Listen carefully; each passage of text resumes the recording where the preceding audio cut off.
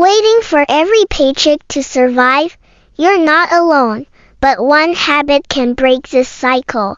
This habit isn't magic.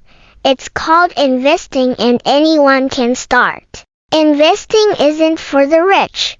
It's for the smart.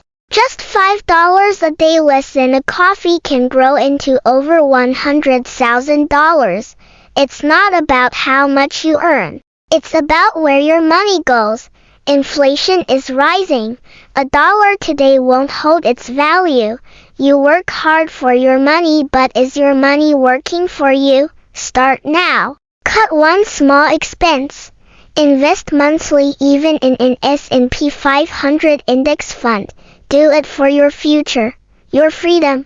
Hard work pays bills. Investing builds wealth. Subscribe for real financial wisdom. No face, just facts.